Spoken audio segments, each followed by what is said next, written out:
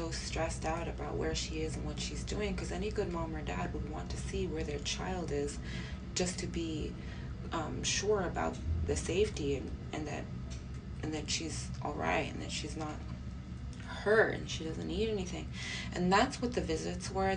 Those people know that the reason that I showed up to those humiliating, it was a public humiliation is what those visits were.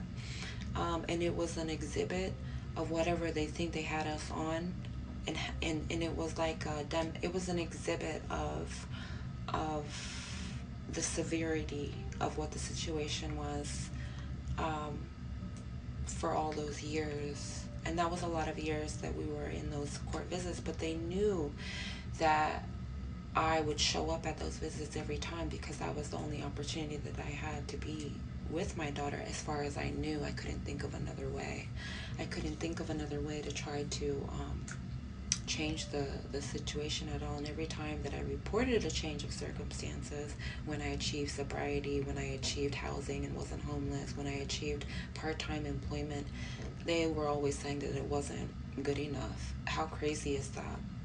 How crazy is that they wouldn't accept the change of circumstances as a legitimate change of circumstances? In fact, the exact words was, that doesn't constitute a change of circumstances. It absolutely does, because it actually is. You just don't want to accept it as that and make a fair ruling in the best interest of a child like you're expected to do, because you're corrupt. You're corrupt. That has affected me, obviously, to an extreme level, and it's affected my daughter, and I've seen the way that it's affected her, and I've experienced the way that it's affected her, and she's experienced the way that it's all affected me. And I know that I saw that guy and that little girl at the MRI place, because it was the enemy trying to play in my face, per usual. And I said, oh, okay, that's fine. And I'm not here to even understand or care about what the enemy's trying to say to me. But what I'm saying is that I'm alive. I'm not going anywhere other than upwards, up north. Me and my Yivinunia. Yeah.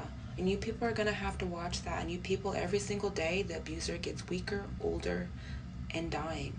And I can say that even in this state.